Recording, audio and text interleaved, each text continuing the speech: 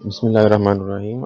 Resonance effect हम कर रहे थे और उसमें हमने जो है वो देखा था कि रेजोनेंस इफ़ेक्ट की जो डेफिनेशन है वो क्या है, और उसके बाद हमने जो है वो कुछ एग्जांपल्स उसकी की थी। यानी कुछ इफ़ेक्ट्स जो थे वो रेजोनेंस के हमने डिस्कस किए थे। तो आज जो है वो हम उसी को कंटिन्यू करेंगे, आगे फर्दर जो उसकी एग्जांपल्स हैं रेजोनेंस इफ़ेक्ट की वो करेंगे।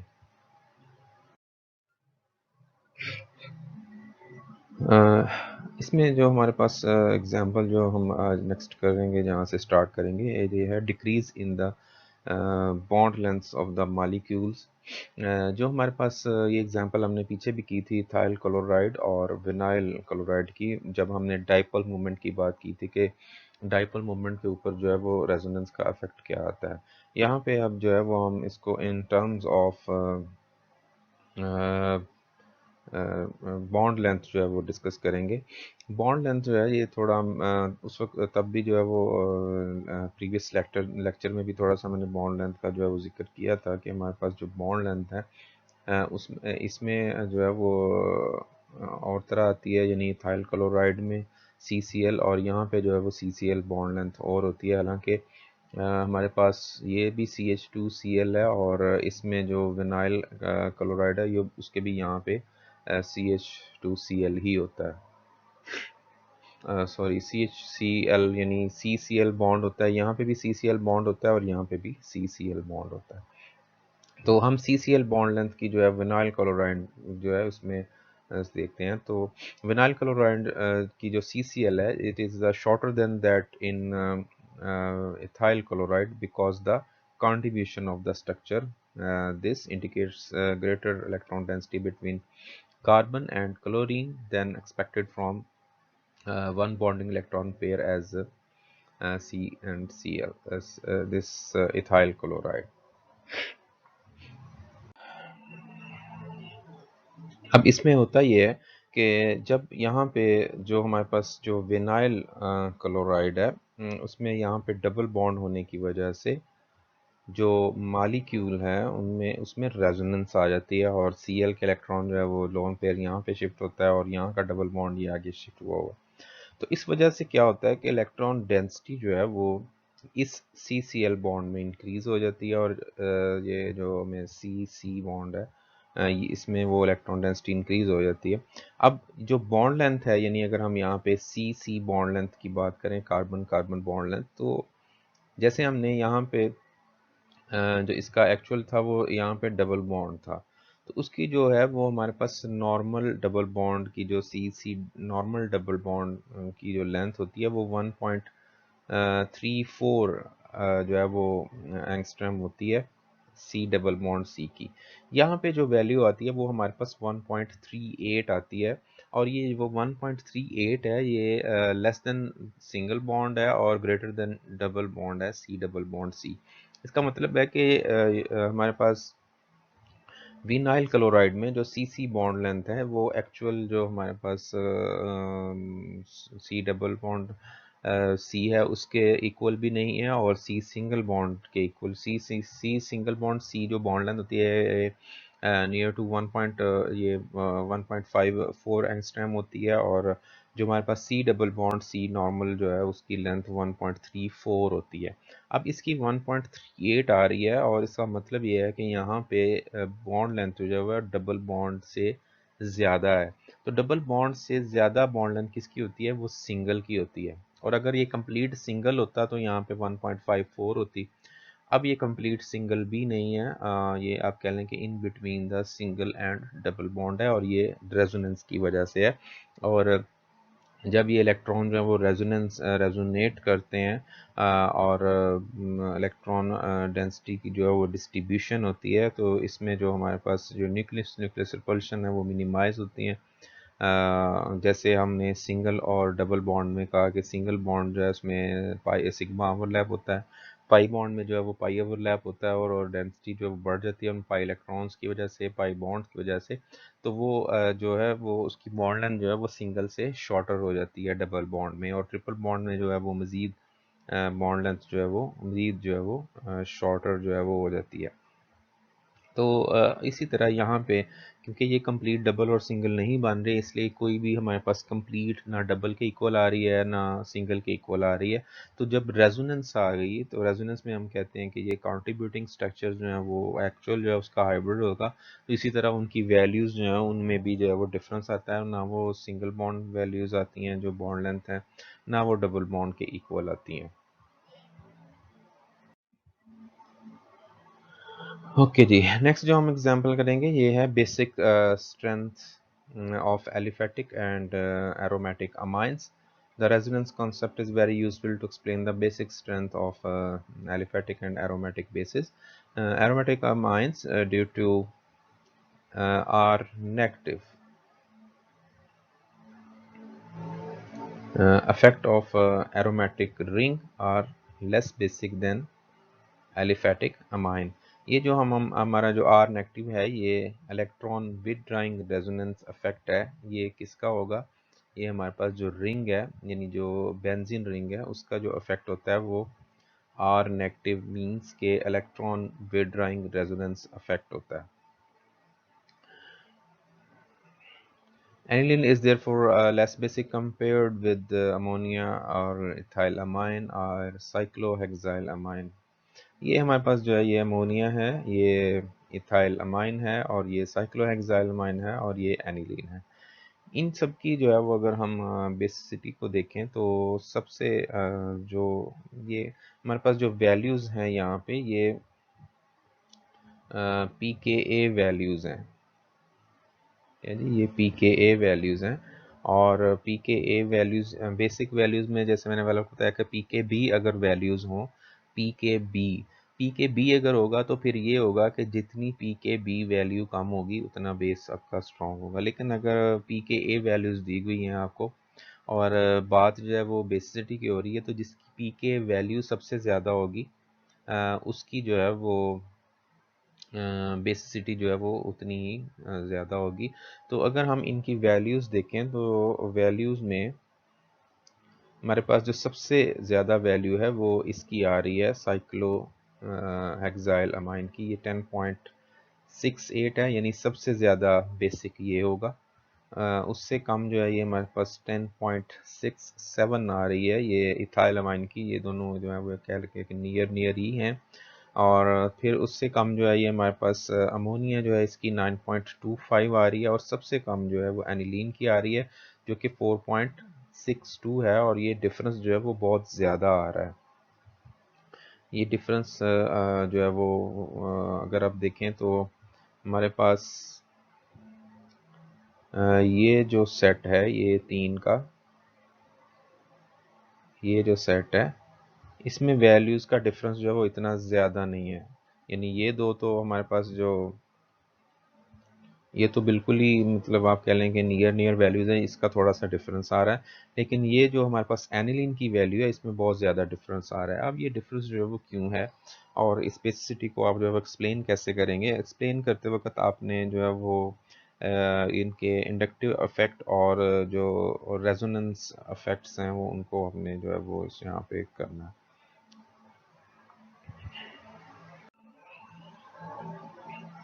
ओके जी, हम जो है वो स्टार्ट करते हैं। इनकी जो दो हमारे पास हैं जिनकी वैल्यू सबसे ज़्यादा है, जैसे हमारे पास ये है 10.68।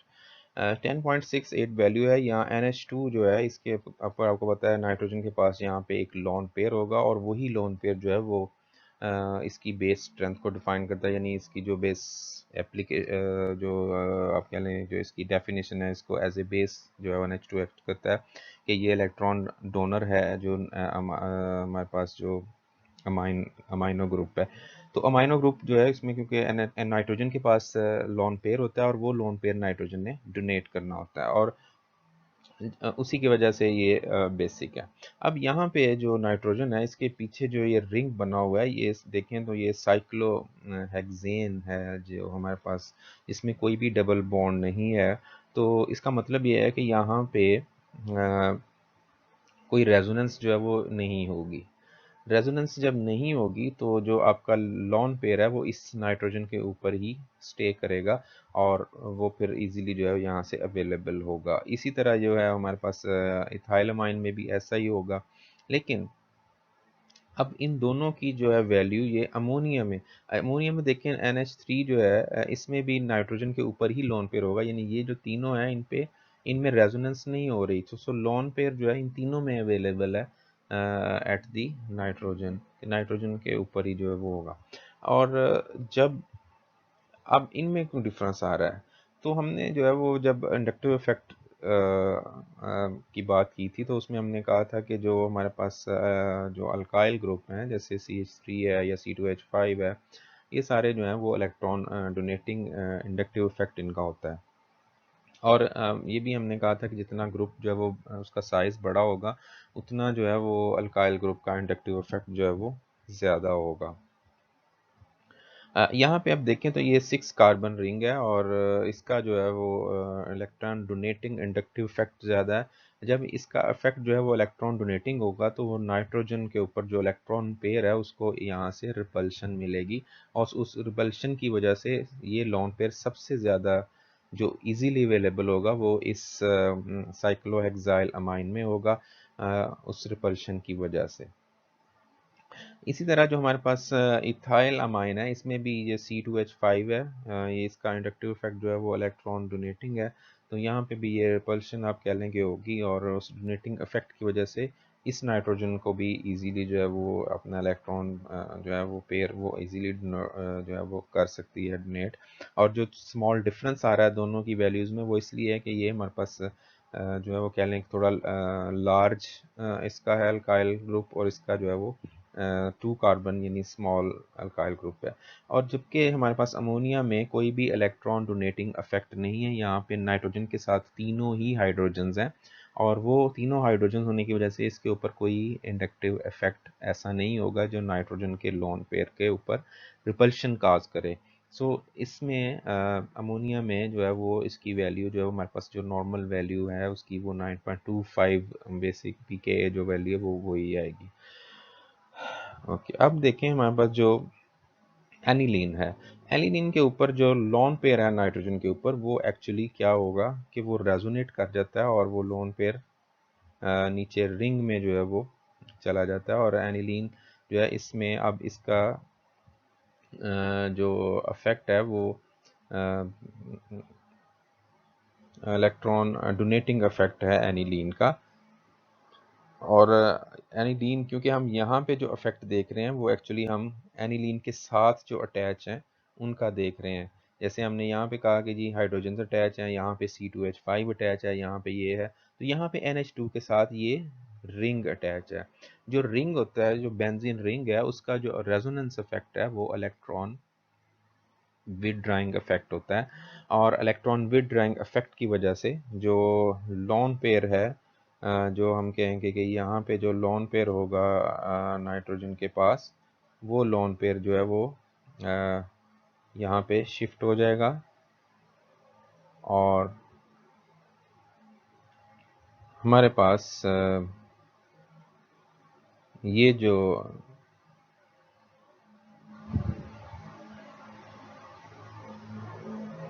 ये जो है यहाँ पे जो पाई इलेक्ट्रॉन्स हैं ये आप कह लें कि यहाँ पे इस कार्बन के ऊपर शिफ्ट हो जाएंगे और जब ये यहाँ पे शिफ्ट होंगे तो यहाँ पे जो है वो ये नेगेटिव चार्ज जो है वो आ जाएगा और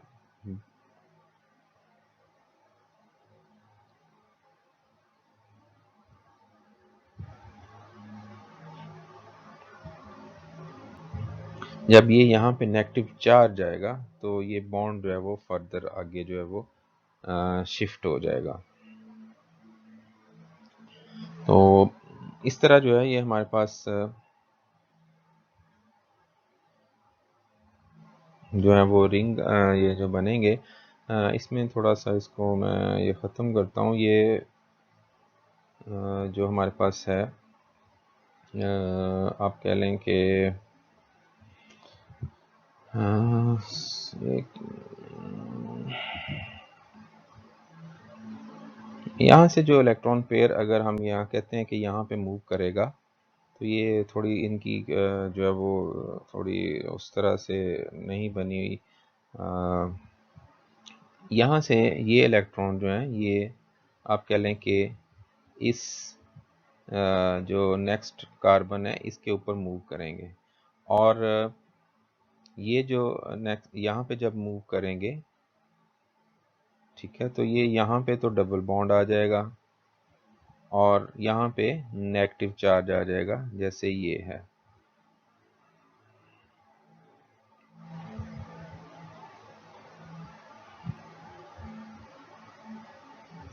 ओके, नेक्स्ट जो हमारे पास क्या होगा कि ये नेगेटिव चार्ज जो है ये यहाँ पे शिफ्ट होगा और ये जो है इलेक्ट्रॉन यहाँ पे शिफ्ट हो जाएंगे और चार्ज जो है वो यहाँ पे आ जाएगा और ये स्ट्रक्चर जो है वो हमारे पास जो है वो बनेगा। तो इसी तरह फर्दर जो है फिर आगे जो है वो ये शिफ्ट होंगे और चार्ज जो है वो फिर थर्ड पोजीशन के ऊपर जो है वो आएगा। तो ये रेजोनेंस जो है वो होगी और इस रेजोनेंस में जो इलेक्ट्रॉन है वो रेजोनेट कर रहा है रिंग के ऊपर। ये आप इसको जो है वो खुद से जो है वो ड्रॉ करके देख सकते हैं। तो ये जो हमारे पास हम हाँ जी, ये हमारे पास जो है ये आप कह लें कि वो थोड़ी सी स्ट्रक्चर जो हैं वो यहाँ पे ये जो इनके जो रेजोनेटिंग है वो थोड़े से आप कह लें कि आगे पीछे बने हुए हैं। आप इनको जो है वो NH2 को बना के उसको फिर जो है वो आप तरतीब से जो है वो इसकी इलेक्ट्रॉन देखेंगे तो पोजीशंस जो हमारे पास एक्चुअली बनती हैं वो यहाँ पे यही बनेगी, आर्थो पैरा, यानी यहाँ पे नेगेटिव आएगा, पैरा पे आएगा, फिर जो है वो नेक्स्ट आर्थो पे, जो कि तीन पोजीशंस जो है इनके ऊपर नेगेटिव आएगा और ये जो है हमारे पास नाइट्रोजन इसके ऊपर पॉजिटिव आएगा। तो ये जो डीलोकलाइजेशन होती है ड्यू टू sp2 कार्बन जो यहाँ पे होगी नाइट्रोजन से जो इलेक्ट्रॉन डीलोकलाइज होंगे उस वजह से ये इलेक्ट्रॉन जो है वो फिर ईजिली अवेलेबल नहीं होंगे, और जब ये ईजिली अवेलेबल नहीं होंगे तो इसलिए इनकी वैल्यूज जो है वो 4.62 यानी बहुत कम जो है उसकी पीके वैल्यू आएगी और ये बहुत जो है वो वीक बेस होगा as compare to these 3 ammonia, ethyl amine and cyclohexyl amine. जी, नेक्स्ट जो हमारे पास एग्जांपल है ये एसिडिटी ऑफ कार्बोक्सिलिक एसिड्स है। इसको जो है वो इसके ऊपर हम देखें कि जो है रेजोनेंस का जो है वो इफेक्ट क्या होता है। ये हमारे पास दो एसिड्स हैं, ये जो है वो बेंजोइक एसिड है और ये साइक्लो हेक्सेन जो है कार्बोक्सिलिक एसिड है। अब इन दोनों में अगर हम पीके वैल्यू देखें तो बेंजोइक एसिड जो है इसकी 4.2 है और इसकी जो है ये 4.87 है। इट मींस कि ये जो बेंजोइक एसिड है ये मोर एसिडिक है than this cyclohexane carboxylic acid. अब इसकी वजह क्या है? इसमें यह है कि हमारे पास जो बेंजोइक एसिड है इसमें जो रिंग है, मसलन ये जो बेंजीन रिंग है ये, ठीक है, ये, और इसमें जो है वो हमारे पास ये साइक्लोहेक्सेन है, यानी जो डिफरेंस आ रहा है दोनों में वो यही है कि इसका जो है वो रिंग जो है वो एरोमेटिक नहीं है, इसका ये जो बेंजीन है ये एरोमेटिक रिंग इसमें जो है वो प्रेजेंट है। अब पहले तो ये है कि ये अगर आप देखें तो ये हमारे पास सिंपली जो बेंजीन रिंग है ये इलेक्ट्रॉन विथड्राइंग होता है और इलेक्ट्रॉन विथड्राइंग ग्रुप जो है वो एसिडिटी को इंक्रीज करते हैं, और जो हमारे पास ये रिंग है ये क्योंकि उसमें अल्काइल्स में आएगा, तो मैंने आपको बताया था कि ये इलेक्ट्रॉन डोनेटिंग होते हैं तो इस वजह से ये एसिडिटी जो है उसको डिक्रीज करते हैं। तो ये एक तो ये हो गया। सेकंड जो है इसका जो नेगेटिव आयन बनेगा, यानी जो एसिड का नेगेटिव आयन बनेगा, उस नेगेटिव आयन में जो हमारे पास बेंजोइक एसिड का जो नेगेटिव आयन बनेगा C2C6H5CO नेगेटिव, ये जो है ये रेजोनेंस स्टेबलाइज होगा, यानी it is stabilise by resonance effect. Resonance effect से स्टेबलाइज क्यों होगा? क्योंकि हमारे पास ये इलेक्ट्रॉन विथड्राइंग ग्रुप है, जब नेगेटिव चार्ज आएगा ऑक्सीजन पे तो ये नीचे शिफ्ट हो जाएगा और इस रिंग के ऊपर जो है वो रेजोनेट करेगा नेगेटिव चार्ज, और हमारे पास जो इसका जो इफेक्ट आएगा रेजोनेंस की वजह से वो आप कह लें कि यहाँ पे और यहाँ पे जो है इसका नेगेटिव चार्ज आएगा, और ये नेगेटिव चार्ज जो है ये इन सारी पोजीशंस पे ऊपर स्प्रेड हो जाएगा। तो उस वजह से आप कह लें कि जो नेगेटिव चार्ज स्ट्रेंथ है COO नेगेटिव, जो ऑक्सीजन के ऊपर था उसकी स्ट्रेंथ जो है वो कम हो जाएगी, और जो नेगेटिव आयन है या जो हम इसका कह लें कि कॉन्जुगेट जो बेस बनता है इस एसिड का वो स्ट्रॉन्ग होगा। तो जिसका कॉन्जुगेट बेस जो है वो स्टेबलाइज हो जाए और स्ट्रॉन्ग हो, वो एसिड जो है वो स्ट्रॉन्ग होता है। जिसका कॉन्जुगेट बेस जो है वो स्ट्रॉन्ग मीन्स के वो स्टेबलाइज हो। तो वो यहाँ पे इसकी जो है वो स्टेबिलिटी रेजोनेंस की वजह से ज़्यादा है एज़ कम्पेयर टू दिस। यहाँ पे रेजोनेंस नहीं है, नेगेटिव चार्ज जो है वो ऑक्सीजन के ऊपर ही जो है वो कन्फाइंड होगा, और इसका जो है वो आप कह लें कि रिवर्स रिएक्शन जो है उसके चांसेस ज़्यादा हैं, इसके जो है वो कम है। ये हाइड्रोजन को जो बेंजोइक एसिड है ये हाइड्रोजन को इतनी आसानी से वापस नहीं ले सकता, क्योंकि नेगेटिव आयन खुद स्टेबल हो जाता है। अब नेगेटिव आयन खुद स्टेबल होने का मतलब ये है कि वो खुद कैसे एग्जिस्ट करता है। ओके जी, नेक्स्ट जो है हमारे पास ये एसिडिटी ऑफ फिनोल है। फिनोल को जब हम कंपेयर करेंगे with carboxylic acid and alcohols, तो ये हमारे पास पीके वैल्यूज़ हैं। जैसे ये है 4.76 है, इसमें इसकी जो है वो 9.95 है जो फिनोल की है, और जो C2H5 है इसकी 18 है।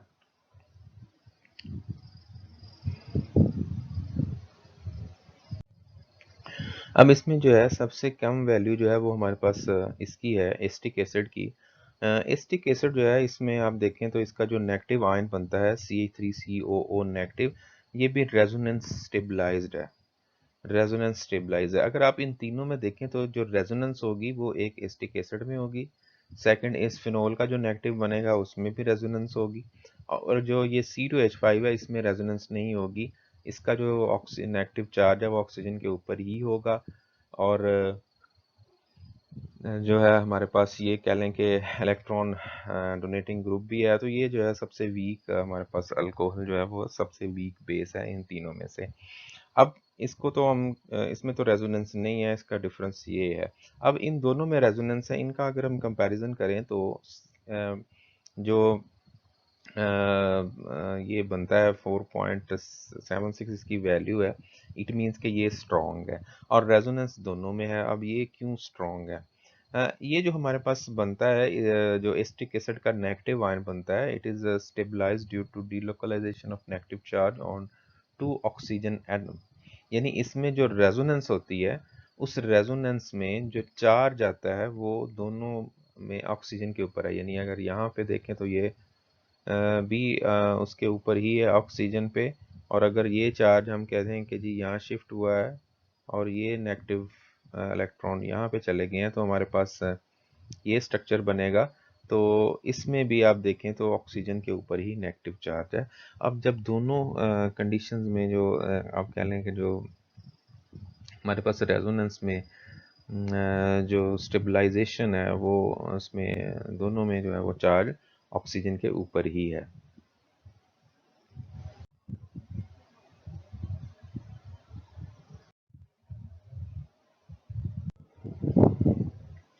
ओके, नेक्स्ट जो हमारे पास फिनोल है, फिनोल का अगर आप देखें तो ये जो ऑक्सीजन के ऊपर after the removal of H positive ion, जो ऑक्सीजन के ऊपर नेगेटिव चार्ज आ रहा है ये स्प्रेड करेगा ओवर द रिंग, और जो हमारे पास चार्ज है वो 3 पोजीशंस में आएगा। एक ये एक जो है वो ये है, और एक ये जो है वो नेगेटिव चार्ज है। जब यहाँ पे चार्ज होगा तो ये ऑक्सीजन पे जो है वो चार्जेस नहीं होंगे। ये आप इसको ख़त्म करें, ये चार्जेस जो है वो यहाँ पे नहीं होंगे। ये प्रिंटिंग में जो है वो प्रॉब्लम आई हुई है, ठीक है जी। यानी जब आपके एक मतलब ये ऑक्सीजन पे चार्ज है, और ये जो यानी एक हमारे पास बनेगा ये जिसमें ऑक्सीजन के ऊपर चार्ज है, 3 जो है ये हमारे पास बनेंगे जिनमें चार्ज जो है वो नेगेटिव किसके ऊपर है, कार्बन के ऊपर है। और अब जो पीछे हमने अभी कार्बोक्सिलिक एसिटिक एसिड का जो देखा था, कार्बोक्सिलेट आयन जो था, एसीटेट आयन जो था, उसमें और इसमें फ़र्क क्या है? इसमें जो रेजोनेंस स्ट्रक्चर्स बन रहे हैं उसमें अगर एक जो है वो ऐसा है जिसके ऊपर चार्ज है ऑक्सीजन के ऊपर है, और बाकी जो है हमारे पास वो आप कह लें कि 3 ऐसे हैं, 3 ऐसे हैं जिनमें ये चार्ज जो है वो नेगेटिव कार्बन के ऊपर आ रहा है। तो ये रेजोनेंस इसमें है, लेकिन इसकी स्टेबिलिटी जो है वो उससे कम है जो पीछे अभी हमने देखा एसीटेट आयन का। स्टेबिलिटी कम होने की वजह ये है कि वहाँ पे रेजोनेंस की वजह से जो चार्जेस आ रहा है वो दोनों मरतबा ऑक्सीजन के ऊपर ही आ रहा है। यानी दो ऐसे हमारे पास रेजोनेटिंग फॉर्म्स हैं जहाँ पे चार्ज जो है वो नेगेटिव किसके ऊपर है, ऑक्सीजन के ऊपर। यहाँ पे हमारे पास एक ऐसी रेजोनेटिंग फॉर्म है जिसमें चार्ज जो है वो ऑक्सीजन के ऊपर है। नेगेटिव चार्ज जो है ये मोर इलेक्ट्रोनेगेटिव एटम के ऊपर जो है वो ज़्यादा स्टेबल होता है as compare to less electronegative atoms. यानी नेगेटिव चार्ज जो है वो कार्बन के ऊपर उसकी स्टेबिलिटी कम होती है, और अगर वही नेगेटिव चार्ज ऑक्सीजन के ऊपर हो तो उसकी स्टेबिलिटी ज़्यादा होती है। तो यहाँ पे क्योंकि 3 रेजोनेटिंग स्ट्रक्चर्स ऐसे हैं जिनमें जो नेगेटिव चार्ज है वो कार्बन के ऊपर आ रहा है, और एसीटेट आयन में ये था कि हमारे पास कोई ऐसा स्ट्रक्चर नहीं है जिसमें ये नेगेटिव चार्ज जो है वो किसी कार्बन के ऊपर आ रहा हो, इसलिए उसकी स्टेबिलिटी जो है वो इससे ज़्यादा है, क्योंकि ऑक्सीजन के ऊपर चार्ज होने की वजह से, नेगेटिव चार्ज होने की वजह से उसकी स्टेबिलिटी ज़्यादा है इससे। और थर्ड केस जो है, जैसे मैंने पहले भी बात की, जो हमारे पास C2H5OH है, it is not stabilised by resonance effect. The negative charge entirely जो हमारे पास जो नेगेटिव चार्ज है वो स्टे करता है entirely on oxygen and is not delocalise. So C2H5 is an electron donating group. It makes anion less stable. यानी वहाँ पे ये भी है कि ये इलेक्ट्रॉन डोनेटिंग ग्रुप है, और वो हमारे पास इसको जो है वो लेस या वीक जो कह लें कि एसिड जो है वो बनाएगा। तो सबसे स्ट्रॉन्ग जो है हमारे पास एसिटिक एसिड होगा। उसकी वजह ये है कि जो एसीटेट आयन है उसकी स्टेबिलिटी सबसे ज़्यादा है, उससे कम स्टेबिलिटी जो है वो हमारे पास फिनोल की है। वहाँ पे रेजोनेंस है लेकिन चार्ज जो है वो कार्बन के ऊपर नेगेटिव आ रहा है, इसलिए उसकी स्टेबिलिटी जो है वो एसीटेट आयन से कम है। और सबसे लेस स्टेबल जो हमारे पास है वो अल्कोहल होगा, यानी जो हमारे पास एथोक्साइड आयन जो है ये सबसे लेस स्टेबल होगा। ओके, सिमिलरली जो हमारे पास जो फिनोल है उसके साथ अगर हम कोई सब्स्टिट्यूशंस करते हैं तो उनके इफेक्ट्स जो हैं वो थोड़े डिफरेंट हमारे पास बिहेवियर्स होते हैं। फॉर एग्जांपल हमारे पास ये जो यहाँ पे दी हुई हैं वैल्यूज़, ये वाली ये हैं C2H5OH, और ये जो वैल्यूज़ हैं ये pKa वैल्यूज़ हैं, ये वाली pK,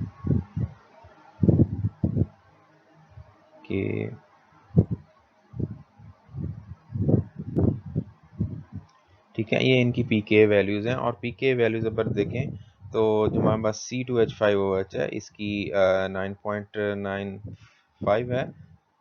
आर्थो नाइट्रो, यानी ये आर्थो NO2 नाइट्रो C2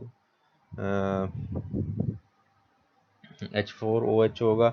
तो ये हमारे पास जो है ये 7.23 है। मेटा नाइट्रोफिनोल की 8.35 है, और पैरा नाइट्रो की 7.14 है।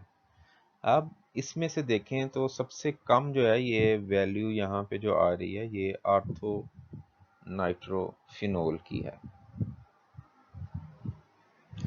उसके बाद सबसे जो ज़्यादा है वो सबसे जो ज़्यादा है ये हमारे पास फिनोल की है, लेकिन नाइट्रो की वजह से ये इनकी वैल्यूज़ कम हो गई। नाइट्रो जो है इलेक्ट्रॉन विड्राइंग ग्रुप है, लिहाजा ये फिनोल की जो एसिडिटी है उसको इंक्रीज़ करेगा।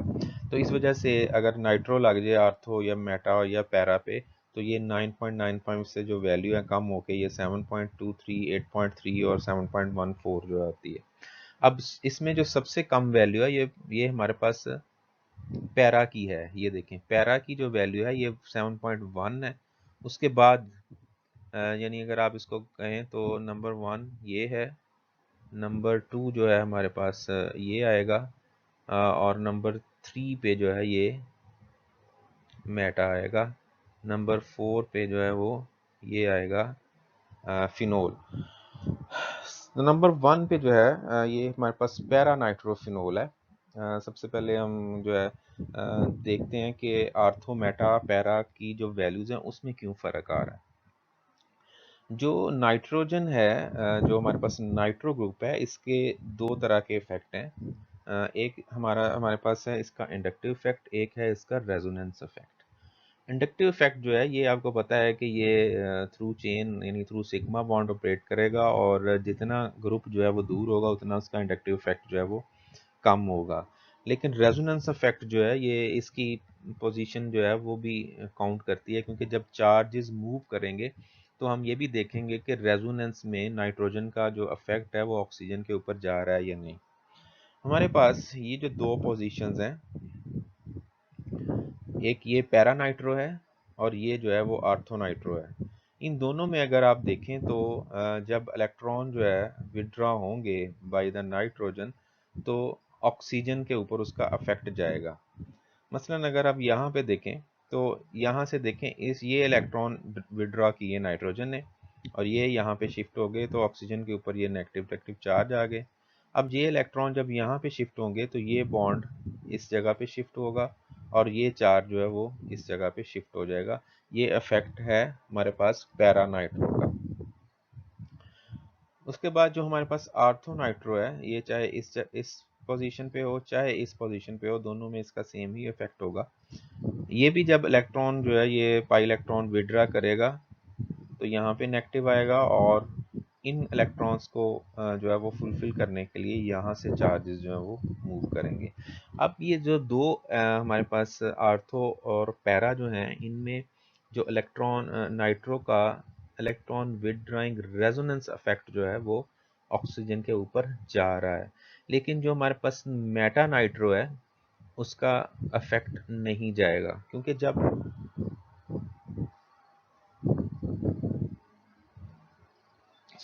इस पोजीशन पे मेटा पे जब नाइट्रो ग्रुप आ जाएगा तो वो जब इलेक्ट्रॉन विड्रा करेगा तो उसका अफेक्ट इस पोजीशन पे नहीं आता। जो हमारे पास नाइट्रोजन है, ये नाइट्रो है, ये आप इसमें जो जब इसका रेजोनेंस इफेक्ट होगा और ये इलेक्ट्रॉन विड्रा करेगा तो ये आपने याद रखना है कि आर्थो और पैरा पोजीशंस जो हैं उनसे इसने इलेक्ट्रॉन विड्रा करने हैं।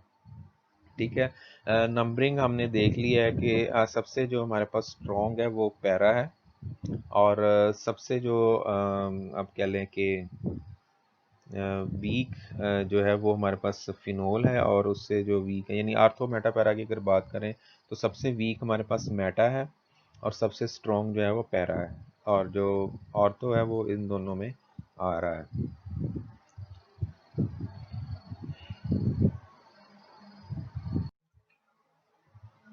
ओके जी, अब देखें हमारे पास जो मेटा नाइट्रो है, मेटा नाइट्रो में जो मेटा पोजीशन है इसके ऊपर जो है वो अफेक्ट नहीं आता इस ऑक्सीजन वाली नेगेटिव का। जब ये नेगेटिव व चार्ज रेजोनेट करेगा तो रेजोनेंस इफेक्ट उस वक्त होगा जब कोई ग्रुप जो रिंग के साथ अटैच है उसके ऊपर डायरेक्टली इसका अफेक्ट जा रहा हो। मसलन अब ये नाइट्रो ग्रुप है, ये इलेक्ट्रॉन वेट ड्राइंग ग्रुप है, ये जब इस नाइट्रो वाली पोजीशन यानी ये जो हमारे पास मेटा पोजीशन है, जब इसके ऊपर नेगेटिव चार्ज आएगा तो ही ये रेजोनेट करके इस ऑक्सीजन के ऊपर आएगा जो सेकंड इसकी ऑक्सीजन है, जैसे हमने पिछले स्ट्रक्चर्स में देखा। लेकिन अगर इस पोजीशन पे नेगेटिव चार्ज नहीं आता तो फिर वो इसमें रेजोनेट करके नाइट्रो के ऊपर वो चार्ज नहीं पहुंचेगा।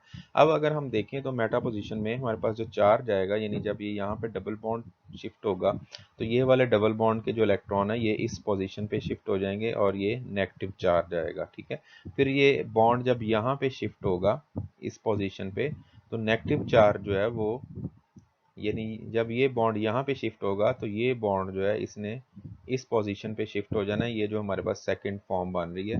तो दोबारा जो नेगेटिव चार्ज आएगा वो इस पोजीशन पे आएगा और इस तरह जो थर्ड आएगा वो इस पोजीशन पे आएगा। ये अगर आप तीनों स्ट्रक्चर देखें तो हमारे पास जो नेगेटिव चार्ज है या तो आर्थो पोजीशन के ऊपर है या फिर पैरा के ऊपर है। मेटा जो जिसके ऊपर नाइट्रो लगा हुआ है उसके ऊपर चार्ज जो है वो उसका इफेक्ट नहीं आ रहा, और जैसे ये NO2 यानी एक के ऊपर ऑक्सीजन के ऊपर चार्ज है वैसे ही ये तीनों में है लेकिन पीछे जो हमने देखे थे, जो हमारे पास आर्थो और पैरा थे, उसमें इस नेगेटिव चार्ज जो था वो दोनों ऑक्सीजन के ऊपर आ रहा था। इसका मतलब था कि जो रेजोनेट कर रहे हैं इलेक्ट्रॉन ऑक्सीजन से वो नाइट्रो तक पहुंच रहे थे। इसमें जो रेजोनेट कर रहे हैं इलेक्ट्रॉन ऑक्सीजन से वो नाइट्रो तक नहीं पहुंच रहे, तो इसलिए यहाँ पे जो नाइट्रो है उसका रेजोनेंस इफेक्ट जो है वो ज़ीरो है। जस्ट जो है उसका इंडक्टिव इफेक्ट यहाँ पे होगा, लेकिन रेजोनेंस इफेक्ट जो है वो ज़ीरो है। और इसी वजह से जो मेटा नाइट्रो है, मेटा नाइट्रोफिनोल जो है, ये दूसरे सब्स्टिट्यूटेड फिनोल से आप कह लें कि वीक एसिड है। एक जो यहाँ पे हमारे पास जो आर्थो पोजीशन के ऊपर सिनेरियो बनता है वो ये है कि यहाँ पे जो ऑक्सीजन होती है, नाइट्रो की जो ऑक्सीजन है और हाइड्रोक्सिल जो लगा हुआ है बेंजीन के साथ, फिनोल का जो OH है, इस हाइड्रोजन और इस ऑक्सीजन में जो है वो हाइड्रोजन बॉन्डिंग हो जाती है। और इस हाइड्रोजन बॉन्डिंग की वजह से जो है वो चार्जेस, आप कह लें कि जो हाइड्रोजन है ये वाली, उसको यहाँ से निकालना मुश्किल हो जाता है। ओके, ये जो है आप कह लें कि थोड़ी सी जो अभी हम कर रहे हैं इसकी एक समरी बनी हुई है। इसको अगर हम यहाँ से करते हैं ऐसे, तो ये हमारे पास आर्थो, यानी ये जो है फर्स्ट वन जो आर्थो के लिए है, ये पैरा के लिए है, और ये थर्ड जो है ये मेटा के लिए। यानी ये जो है ये आर्थो पोजीशन है, ये जो है ये पैरा पोजीशन है, और ये जो है ये सॉरी मेटा पोजीशन है। अब देखें यहाँ पे, ये हमारे पास पीके वैल्यू है 9.95, 7.23, 7.835 और 7.14, जैसे हमने पहले देखा। सबसे ज़्यादा जो हमारे पास स्ट्रॉन्ग यहाँ पे एसिड है वो ये आ रहा है 7.14। अब इसमें देखें जो हमारे पास, अब इसको हमने ज़रा देखना है कि नाइट्रो का जो इफेक्ट आ रहा है फिनोल के ऊपर, वो इन चारों स्ट्रक्चर्स में क्या है। ये जो फिनोल है सिंपली, जिसमें नाइट्रो है ही नहीं, तो इसमें इंडक्टिव इफेक्ट ऑफ नाइट्रो जो है वो भी ज़ीरो है, और रेजोनेंस इफेक्ट ऑफ नाइट्रो भी ज़ीरो है। दोनों यानी यहाँ पे जो इफेक्ट हैं, और ये नाइट्रो के दोनों इफेक्ट जो हैं वो इलेक्ट्रॉन विड्रॉइंग होते हैं, दोनों जो है वो एसिड को स्ट्रॉन्ग करते हैं। यहाँ पे दोनों ही ज़ीरो हैं, इट मीन्स के ये सबसे वीक एसिड होगा, क्योंकि यहाँ पे कोई इलेक्ट्रॉन विड्रॉइंग इफेक्ट किसी किस्म का भी जो है वो नाइट्रो का नहीं आ रहा। उसके बाद आ जाए हमारे पास जो बाकी तीन बचते हैं ये वाले।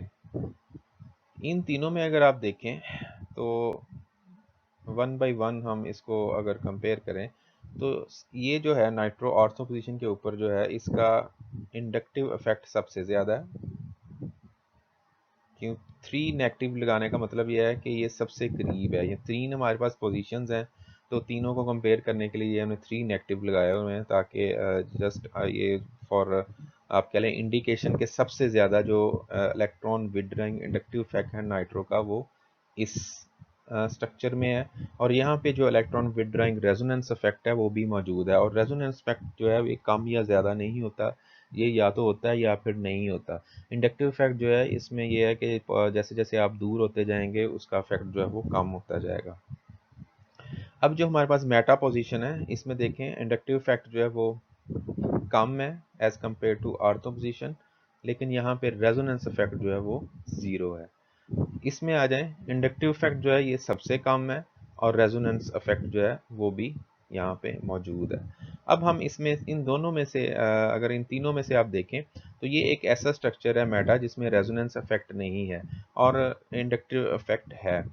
तो रेजोनेंस इफेक्ट ना होने की वजह से अगर हम इन तीनों को कंपेयर करें, तो ये जो है ये एक इफेक्ट इसमें है ही नहीं, तो इसलिए आप इसको ज़रा जो है वो अलहदा से हम अंडरलाइन कर देते हैं, क्योंकि ये ऑलरेडी हमारे पास नंबर 3 पे है।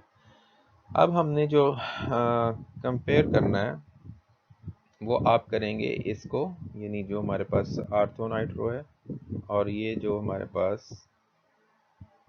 पैरा नाइट्रो है, इन दोनों में जो सिमिलरिटीज़ हैं उनमें अगर आप देखें तो दोनों में ही रेजोनेंस इफेक्ट है, दोनों में ही इंडक्टिव इफेक्ट है। जो नाइट्रो है इसमें इंडक्टिव इफेक्ट ज़्यादा है और रेजोनेंस भी है। इसका मतलब है कि हमारे पास जो नाइट्रो है ये सबसे ज़्यादा स्ट्रॉन्ग होना चाहिए था, क्योंकि इसमें इंडक्टिव इफेक्ट ज़्यादा है और रेजोनेंस भी है। इसमें इंडक्टिव इफेक्ट सबसे कम है और रेजोनेंस भी है, यानी दोनों इफेक्ट हैं तो सही इसमें, लेकिन इसमें एक इफेक्ट जो है वो ज़्यादा है, लेकिन फिर भी ये वीक एसिड है as compare to this ortho. उसकी वजह ये है कि इसमें जो हमने अभी देखा था कि जो हाइड्रोजन बॉन्डिंग आ जाती है, ये हाइड्रोजन बॉन्डिंग इसको जो है वो इस पैरा पोजीशन से वीक कर देती है। अदरवाइज अगर यहाँ पे हाइड्रोजन बॉन्डिंग ना होती तो सबसे ज़्यादा स्ट्रॉन्ग जो है वो हमारे पास ये आर्थो नाइट्रो होता और फिर ये पैरा नाइट्रो जो है वो होता। तो इस इंडक्टिव इफेक्ट ज़्यादा होने को आप कह लें कि जो इसमें इतना इंडक्टिव इफेक्ट ज़्यादा है वो चीज़ जो है उसको ये हाइड्रोजन बॉन्डिंग कवर कर रही है, और हाइड्रोजन बॉन्डिंग की वजह से यहाँ से जो हाइड्रोजन है उसका रिलीज़ जो है वो थोड़ी डिफ़िकल्ट होगी रिलीज़ करना। तो इस ये फिर जो है हमारे पास इस स्ट्रक्चर की है कि इसमें जो है वो ये जब जब भी आप इसको इस तरह की कोई आपके पास एग्जांपल हो तो आप जो है वो इसको जैसे ये मैंने लिखा हुआ है इस तरीके से आप लिख के अगर एक बना लेंगे तो वो आपके लिए आसानी हो जाती है कि जी सबसे इंडक्टिव इफेक्ट किस में है, किस में कम है, किस में ज़्यादा है, रेजोनेंस है या नहीं है। तो ये सारी चीज़ें जब आप लिखेंगे तो इस तरह आसानी हो जाती है उस चीज़ को जो है वो थोड़ा एक्सप्लेन करने के लिए।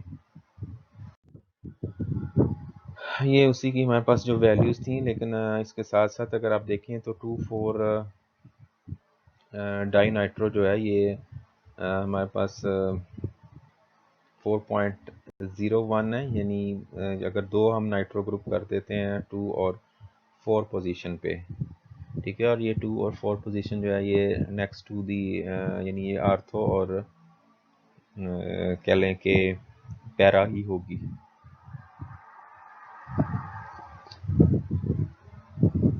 तो ये जो हमारे पास फिनोल है इसकी आप देखें पीके वैल्यू जो है वो बहुत कम हो गई है, यानी 7.14 जो पहले सबसे कम थी उससे भी ये कम होगी। तो ये दो नाइट्रो ग्रुप हैं, दोनों जो हैं वो एक आर्थो के ऊपर है एक नाइट्रो के ऊपर, जब सॉरी एक आर्थो और एक पैरा के ऊपर जब होगा तो यहाँ पे जो है वो स्ट्रांगली जो है वो इंडक्टिव और रेजोनेंस इफेक्ट दोनों के होंगे, इस वजह से ये कम है।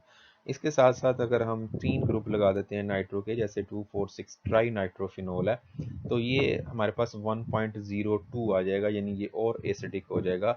और ट्राई नाइट्रोफिनोल में ये हमारे पास आर्थो मेटा पैरा तीनों पोजीशंस के ऊपर जो है वो नाइट्रो ग्रुप आ जाए। वैसे हमारे पास जो मेटा नाइट्रो है जैसे हमने देखा उसका रेजोनेंस इफेक्ट नहीं है, तो यहाँ भी उसका रेजोनेंस इफेक्ट जो है वो नहीं होगा, लेकिन इंडक्टिव इफेक्ट क्योंकि ऐड हो जाएगा इसमें और उस वजह से फिर जो है ये हमारे पास कह लें कि इस जो है वो मज़ीद आप स्ट्रॉन्ग जो है वो हो जाएगा। तो ये कुछ जो है वो एग्जांपल्स थी रेजोनेंस इफेक्ट की, कुछ हमने जो वो पिछले लेक्चर में की थी, कुछ जो है वो यहाँ पे हैं। तो आप जो है वो आपके लिए ये है कि आप इस तरह की जो मिलती जुलती एग्जांपल्स हैं उसको जो है वो ट्राई करें और इन चीज़ों को आप एक्सप्लेन करने की जो है वो अदर देन दीज एग्जांपल्स जो आप इन चीज़ों को जो है वो जब एक्सप्लेन करेंगे तो आप इन्हीं यानी इस तरह ही जो है वो उनके कंपैरिजन करके आप एक्सप्लेन कर सकते हैं।